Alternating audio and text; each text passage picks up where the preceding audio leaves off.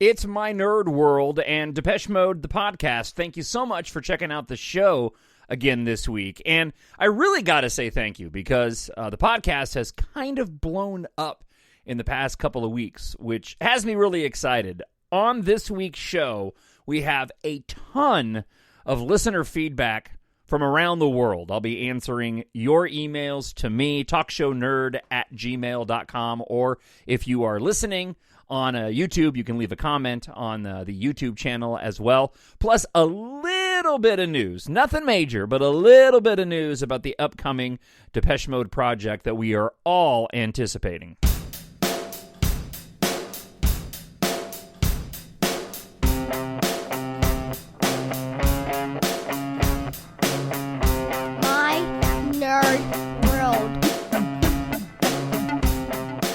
My nerd world, and welcome to it, Depeche Mode, the podcast. I am your host, Jon Justice, and as I said, thank you so much for checking out the show this week, the majority of which will be fan feedback from around the world, and I cannot thank you enough to everybody who's written in over the course of the past few weeks, and this past week as well. My intention was a long time ago to do potentially a weekly episode, but I found that to be a bit daunting just from the standpoint that there's not always something to cover every week. If you've gone back and looked at previous episodes, you'll know that I've done some series of shows going through the various releases from the band over the course of the past few years. And in what I anticipate, and I think what you anticipate, is the run-up to new material, there has been things to talk about every week. This all started with the tragic and incredibly untimely passing of Andrew Fletcher, where I felt inspired to go back and sit down and record an episode. And since then, it just seems like every week there's been a little bit more to talk about. And the same thing rings true for this week. But again, the majority of the show this week will be your listener feedback. The only item of news that I really have to share with regard to the band officially, or I should say unofficially. So the rumors are now, and if you listen to last week's episode, I went through a bunch of different rumors that have been floating around the internet. But the one newer rumor that's floating around is that we should be getting some official word sometime in October. So we could be a few weeks away from an official announcement from the band. Now, what that entails, who knows? Typically, when the band has done announcements, they've shared snippets of songs that they've been working on, and then they announce a world tour as well. If that were to happen, obviously that would confirm my speculation that the band is farther along working on material than we've all been led on. That Martin and Dave have been working for a while. Or it could just be an announcement of, hey, we've gone into studio, we're working on material, here's the producer. Because that's always, or at least has been, one of the biggest components to the band's releases after Alan Wilder's departure, has been, who's the producer going to be? Because the producer has had a pretty big influence on the sound of every album. And so, finding out who that producer is always a bit of a big deal. So perhaps that's what the announcement will be. But again, this is the only piece of new information that's been floating around out there from a number of different semi-credible sources that more than likely sometime in October we'll get some official statement from the band on whatever the next project and tour will be. And the rumors of a potential tour continue to run rampant. Nothing new to report that I didn't cover last week, apart from just further smatterings of confirmation that the band is currently looking at booking venues for a tour sometime middle to late next year. So with all that being said, I want to get to your listener feedback. Many of you have written in some really just fantastic comments about your history with the band, your thoughts on the passing of Andrew Fletcher. So let's not waste any more time and get right to it on this week's episode. First, we hear from Michael C., who writes this. Longtime listener, thank you so much for the podcast. Loving the updates from the band. Thanks for sharing your own health journey, too. Can only imagine the tough time of late with all that has happened. as an Australian and not in North America or Europe. And it's interesting, too. I actually have another email from somebody from Australia. And I have my own unique, bizarre, non-Depeche Mode-related tie to Australia that I'll share at the end of the show. Michael goes on to say, though, there are two great global questions that, to me, remain unanswered when it comes to Depeche Mode that I can't stop thinking about. The war in Ukraine, the silence from the band has been interesting. Anyone who has spent time in Russia and Ukraine know just how massive they are there as one of the major post-Soviet Union cultural influences. They always tour Kyiv, Moscow, and St. Petersburg, too. Russia and Ukraine are probably a third of their global audience. I hadn't even considered that. Like, I know that's true following the band and all of their stops when they go on tour. Like I know many of you do, we typically go and follow the set list to see what changes and what surprises may be in store for the next tour stop or when we're all planning to go see the band, right? So, yeah, I'm fully aware of that, but I honestly hadn't even thought about the fact that, yeah, I mean, they are huge in that region of the world. Michael goes on to say, I suspect they were as shocked as everyone when Russia invaded Ukraine, and it's understandable that for them these events were engulfed by the tragic passing of Fletch. But I suspect they were probably already struggling and grappling with this, like any other band with customers there. Many other bands have come out and said something in solidarity with the people whose lives are being destroyed by senseless war. Totally agree. I just hope that when they feel the time is right, that they can say something at some point. Even just send a message of support to their Ukrainian fans. As a lonely Australian fan, I've often thought about the relationship between Depeche Mode and Australia, having attended their most recent tour dates here, which were the Devotional Tour. Yeah, I believe the other individual that emailed me mentioned the same thing. I didn't realize that the band had visited Australia so infrequently. It has seemed to be caught in a death spiral of less marketing, leading to less interest, leading to less marketing. I often wonder why, but can only come back to the question, does Depeche Mode ignore Australia more than Australia ignores Depeche Mode? Maybe it will never be answered. Anyway, thanks again, and good luck with future podcasts. Let me get back to the, I want to add some comments to that comment about Australia here in a moment, but I want to go back to the Russia and Ukraine and the silence from the band.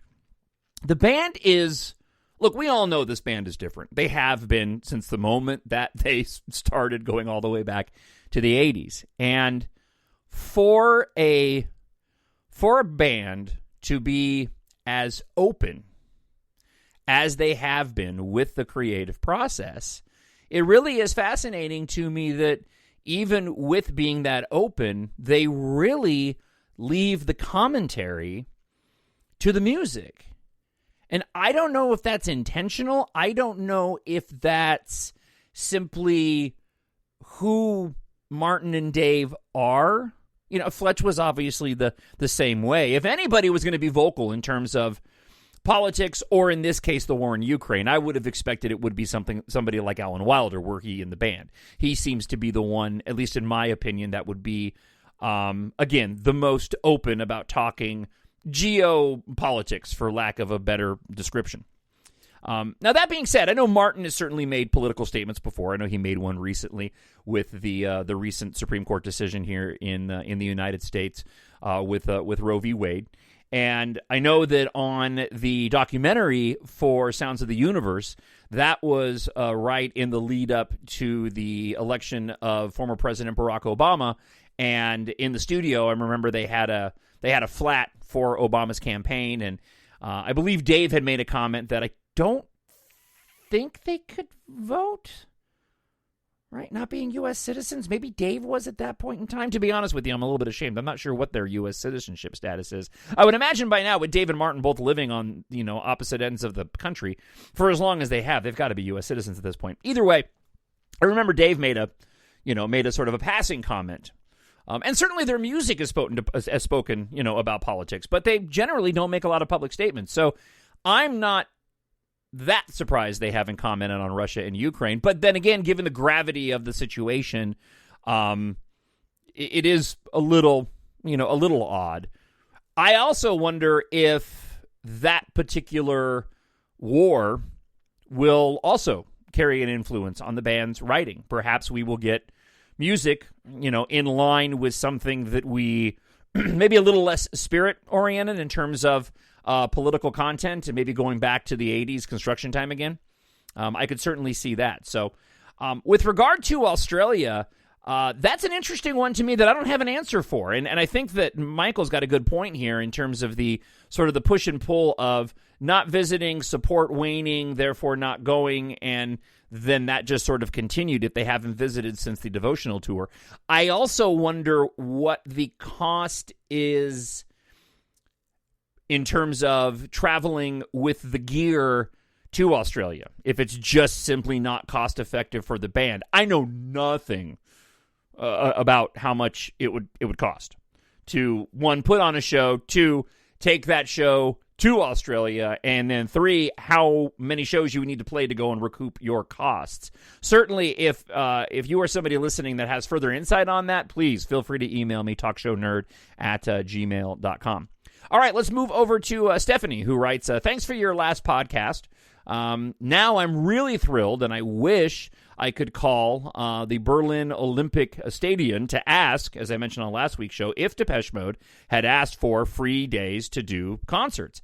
I don't want something small when there should be another tour. I don't want something with singles. It has to be an album and a great tour where we can show our love for Dave Martin and, of course, Fletch.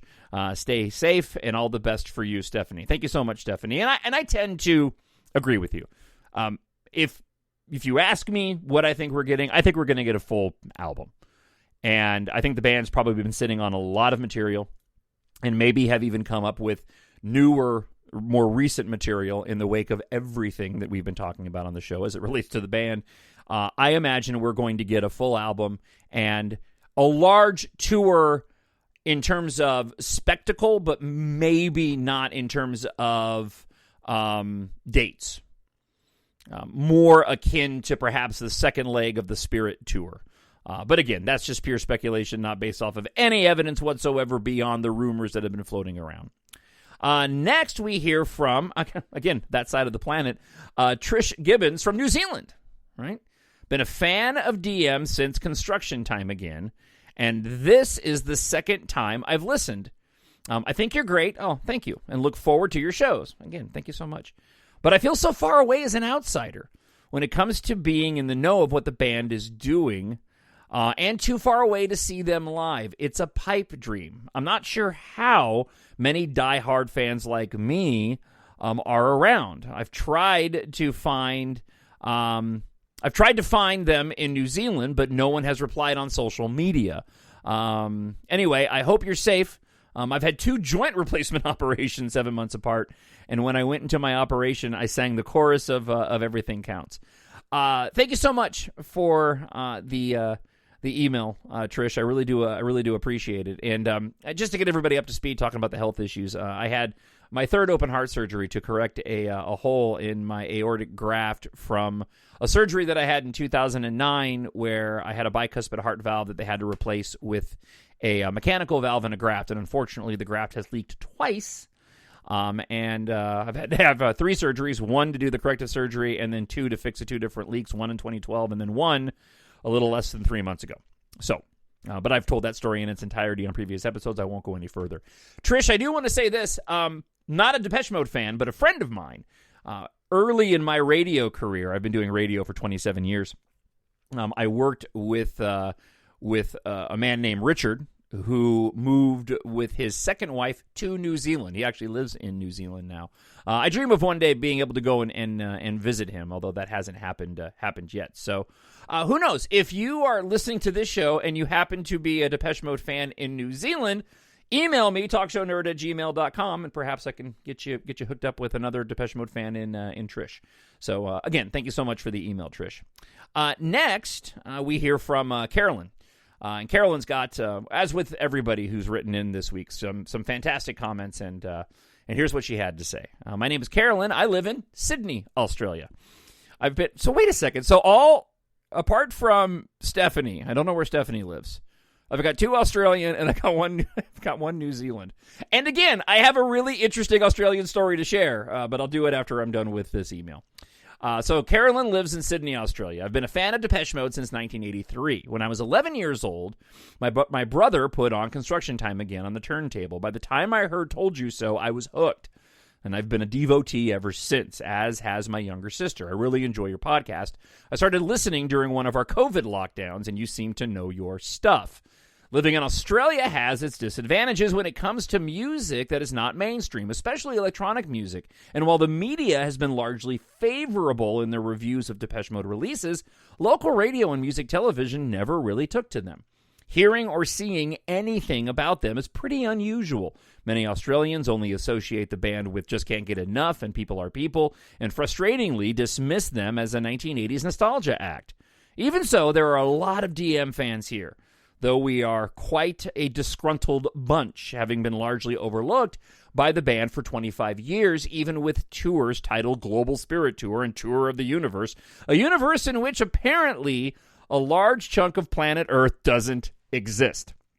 All right, so let me stop here real quick, just because this portion of the email from Carolyn is relevant to the story that I have to tell. So, if you listen to the show at all, you know at the end of the show, and I will on this one, I promote my science fiction space opera series, which has a lot of Depeche Mode references in it, and I'll talk about that a little bit later on. In my story, okay, I wanted to write space operas. I am as big a Star Wars fan as I am a Depeche Mode fan. So I combined, as best I could, the two things that I love dearly, Depeche Mode and Star Wars, into my science fiction space opera series. Book 1 in my series is basically set in the distant future here on Earth, and it's the story of how humanity ended up having to abandon Earth, leave it behind, to head out into deep space and populate the stars, essentially. And so in that first story, and as in subsequent stories, I cover many different countries and where they ended up in this part of the galaxy where humanity ended up colonizing. Well, it wasn't until I got further into the series that, and my sincerest apologies, that I realized that I really hadn't spent much time talking about what had happened with Australia in my stories, apart from some passing mentions. So later on, it's a 7-book series. Later on in the series, and in the second, there's 2 trilogies with one book in between book 4 that links the 2 trilogies. So book 1 through 3, book 4, Gahan, Corbijn, and the Asteroid of Misfortune, and then the second trilogy, which starts off with the Rocket Queen. The second trilogy, I do give proper credit and inclusion to Australia and where humanity in that part of the world ended up, and they end up playing a pretty big part in the story. But I was very well aware of that later on, and I think it was actually a reader had made a comment about that, you know, hey, there was a portion where you didn't really get that much into it. And writing big epic stories covering where everybody on Earth went, it's bound to happen. But my sincerest apologies, and I hope that if anybody has taken the time to read my books, thank you. But I hope that if you're from Australia and you have, that I did your part of the world justice. All right, I have another part of this, but I'll share it at the end of the show. So, getting back to Carolyn's email, Depeche Mode came to Australia again in March 1994, devotional tour, called the Exotic Tour for that leg. So it was the second leg of the tour, and it was awesome. We could see that Dave was not in a good place, although the band gave a spectacular performance, and I can still remember the anticipation during the opener of Higher Love with the curtain dropping.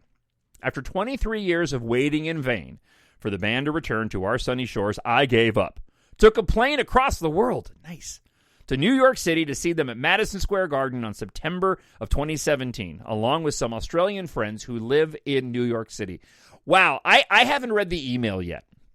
I like to read these fresh, and that's fantastic. In 1998, on my bucket list was the dream of seeing Depeche Mode in Europe. And so the girl I was dating at the time, we flew over to England and then took a train up to Manchester and saw 2 nights of the singles tour in Manchester. And again, going back to 1998, and I'll never, ever forget it. Carolyn goes on to say, it was worth every cent and the terrible jet lag. I dearly wished my oldest friend and my sister could have been there with me, not to mention my brother, who never got to see them live at all. My husband, who valiantly stayed home to mind our children, would have enjoyed it too, as he is also a fan now, and it astounds me that he made it through the 1980s without ever hearing them. I've changed all that, I assure you. Seeing the recent photo of Dave and Martin brings hope that my friends and I will be able to see them again. I hope the speculation is correct, but one must not take a lot of what is posted online, or one must take a lot of what is posted online with a grain of salt. Amen to that. Absolutely couldn't agree more. Fletch's passing is a huge loss, but I think the band will be able to continue in some form. I noticed that the best DM albums often tie in with difficult times, losses, and pain. And so maybe from this personal upheaval, something good may come. I'm sure Fletch would want it that way, and I feel confident that the fire still burns. Nice. And my favorite Depeche Mode album? Really can't choose, as it depends on my mood. I'm with you on that. Construction Time Again and Violator hold special places in my heart for sure. I must say that I wasn't keen on Delta Machine, although Should Be Higher is a pretty good song. If You Want, yes. Shake the Disease, yes. Enjoy the Silence, Halo are among my favorite tunes. So thank you for all your efforts. I look forward to future episodes, hopefully discussing a new single or album and a tour, a greatest hits tour perhaps. This message turned out longer than I expected. Once I get talking about Depeche Mode, it's hard to stop. My friends are very tolerant. I hope you are recovering well from the surgery. Thank you. And my condolences on the loss of your friend. And thank you for that as well. All the best from the other side of the DM universe, Carolyn. I love hearing from fellow fans. And it really has been a pretty... I don't know, cathartic's not the right word, but maybe it is the right word. This podcast was more of just a little pet project. I know there's another podcast that's out there, I believe. I don't know how consistently they're posting. But I just wanted to share my love of the band and didn't really have any expectations on the podcast growing in any way, shape, or form. And I took a very similar approach when it comes to my Star Wars podcast, and I've been doing that since 2015, and the listenership on that has waxed and waned, and typically that's surrounding whatever releases are coming out, and this podcast has too. I remember in the ramp up to Spirit that this show had a huge audience, which had diminished quite a bit. But in the wake of everything that I've gone through over the course of the past few months, I do believe that everything happens for a reason, and it's just been really cool to hear from you guys, especially from around the world, and us all sharing in this love of Depeche Mode. I'm a news talk show host Monday through Friday, and if you follow anything of what's going on in America, you'll know that it is not the funnest time here in the country in terms of talking politics, and there's so much division and so much anger and so much hate, and it really is daunting. That you know what, it is cathartic. It's awesome to hear from you guys, and as I said, and I'll repeat myself, to share this common connection, even from around the world, and this love that we all have for Depeche Mode, which has done its best to fill, for me at the moment, the void of losing my best friend, because Depeche Mode has always been there for me in good times and in bad, and now you guys have been too. So thank you so much. So that wraps up the show for this week. I don't want to end on a downer note. I do want to talk about my science fiction series just briefly, and my quick Australia story to this. For some odd reason, I have not been able to figure it out. I do not know. The only thing that I can think of is that I have there's kind of dual protagonists in my story, Taft and Catha. It's Taft's story, but Catha really is the other protagonist in the story, and they really do share the events from beginning to end. And so I'll switch up the promotion on the book. Sometimes I'll focus on Catha when I'm promoting it. Sometimes I'll focus on Taft. Currently, I'm focusing on Taft. And I don't know if it's because the name Catha maybe is more common in Australia, but my books sell really well in Australia. That's my point I'm trying to make. It's always perplexed me. It's so weird. There was a running joke. David Hasselhoff, the actor, for those that are familiar, he was a singer for a while, and was huge in Germany. And it was always kind of the running joke with David Hasselhoff from Baywatch and Knight Rider that, you know, in his singing career, he was always huge in Germany. For some reason, my EMBARK science fiction series is popular in Australia, and I don't know why. If you love Depeche Mode and you read sci-fi, I hope you'll support my nerd world and this podcast and treat yourself, a friend, or a family member with a copy, your preferred version, of my EMBARK science fiction series. It's written for adults, but great for ages 11 plus. Available in hardcover, paperback, audiobook, narrated by me. Head on over to Amazon.com or mynerdworld.net. Set in the future, where air and spaceflight culture has replaced car culture. Inspired, as I mentioned, in part by Depeche Mode. Depeche Mode plays a large part in the underlying themes of the story, and the main character, Taft, is a massive Depeche Mode fan at a time in the future when music of the 80s through 2000s is nostalgic and popular among the main characters of the story. The stories feature references to your favorite band, both direct and indirect, while telling an exciting sci-fi space opera saga. Taft has found something, and humanity won't survive without it. That's the tagline for Book 1. The only thing that matters to Taft Guardia as much as his beloved ship is fellow pilot Keith Amaro.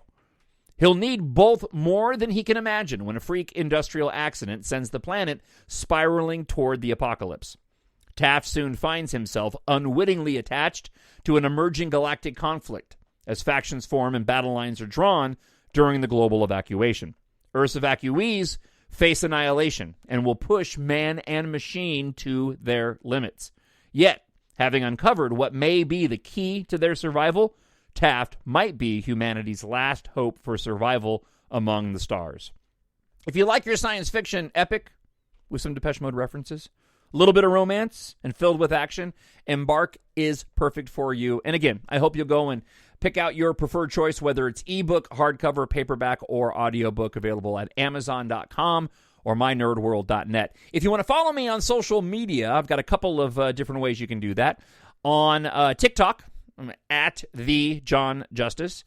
Same on Instagram, at the Jon Justice. On Twitter, a few accounts.